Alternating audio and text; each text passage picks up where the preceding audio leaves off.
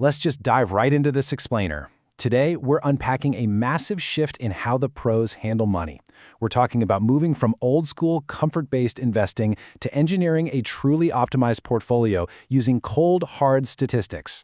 If you've been in the market for a while, you know these are the bedrock mathematical concepts of modern financial theory. We're basically going to look under the hood of institutional-level math to see exactly how wealth is built. Before we get started, here's our roadmap. We'll cover what is a portfolio, the ultimate goal of efficiency, measuring return and risk, the magic of correlation, and wrap up with traditional versus modern approaches. So let's build this block by block. Starting off with Section 1. What is a portfolio? The foundation of investing. At its very core, a portfolio is simply a purposeful collection of investments put together to hit specific goals. You aren't just hoarding a bunch of random assets, right? You're basically drafting a specialized team. Every single asset in that collection needs a very specific job description to help you cross the finish line. You wouldn't put an entire team of quarterbacks on the football field, so you definitely don't want a portfolio completely full of identical assets trying to do the exact same thing. Now consider the stark contrast in objectives here. A growth focus is all about long-term price appreciation. It's like planting seeds for a massive harvest decades down the line. It's about aggressive expansion, meaning you're willing to accept some pretty wild volatility today for a much higher ceiling tomorrow.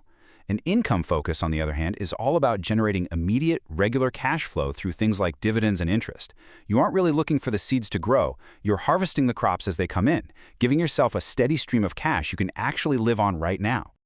Moving to Section 2, the ultimate goal, striving for efficiency.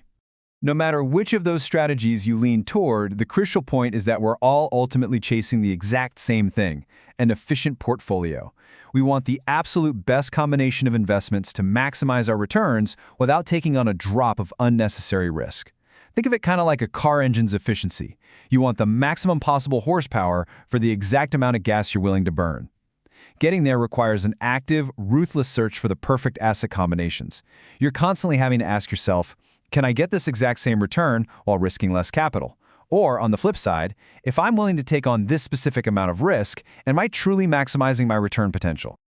Okay, Section 3, measuring return and risk, the mechanics. I know the math here might sound a little dense at first, but the underlying concept of a portfolio's return is actually incredibly simple. It's just a weighted average. Let's say you have 50% of your capital in asset A and 50% in asset B.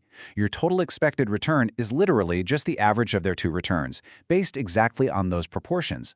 It's completely linear, it's highly predictable, and honestly, it's pretty straightforward. You can easily map out exactly what your expected upside looks like.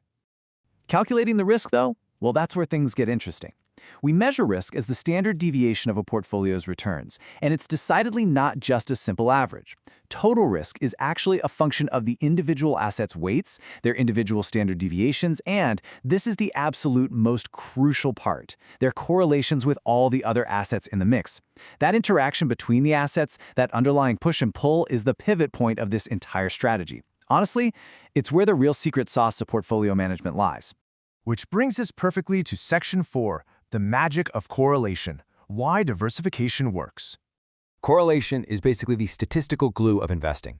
It simply measures the relationship between two assets. Think about sunscreen and umbrellas for a second. They rarely sell well on the exact same day, right?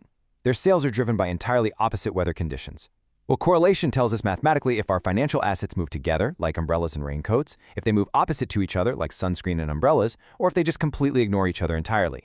We measure this relationship using correlation coefficients on a very specific scale. If two assets are perfectly positively correlated, they get a coefficient of +1. That means they move exactly in tandem. If they're perfectly negatively correlated, they're at -1, meaning they move in exact opposite directions. And if they're uncorrelated, they lack any meaningful relationship at all and sit right around 0. But keep in mind, perfect +1s or -1s are incredibly rare out in the wild. Most of your assets are going to fall somewhere in the messy middle. And you know what? That is exactly where the real work of portfolio building happens. Now, understanding this dynamic is the aha moment of modern portfolio theory. When you hold perfectly negatively correlated assets, as one peaks, the other hits a valley. When one zigs, the other zags. By holding both of them together in a portfolio, their opposing movements effectively cancel out the extreme volatility, completely smoothing out your ride over time. This mathematically proves exactly why diversification lowers your overall risk without automatically sacrificing your return. You're literally building a shock absorber out of pure math. Let's look at Section 5, Traditional versus Modern Approaches, the paradigm shift. Historically, the old-school, traditional approach to investing relied really heavily on familiarity. Investors bought broad industries and big blue-chip names simply because they felt comfortable. They perceived well-known companies as inherently less risky and more liquid. The whole strategy was largely driven by human emotion and a desire for recognizable safety. But modern portfolio theory, it completely stripped that emotion right out of the game. It shifted the focus entirely away from comfort and replaced it with cold, calculating optimization. It demands that we build portfolios based strictly on expected returns, standard deviations, and the complex correlation of those returns. It's a total paradigm shift, going from investing with your gut to engineering wealth with a spreadsheet. So as we wrap up this explainer, I want to leave you with a really crucial question. When you look at your own portfolio, is it built on comfortable familiarity or is it built on modern statistical efficiency? Are your assets actually working together to smooth out your risk, or are they all just sitting in the same account, moving in the exact same direction the minute the market turns? Take a hard look at your correlations, folks, because the math, it doesn't lie. Thanks so much for exploring these concepts with me today.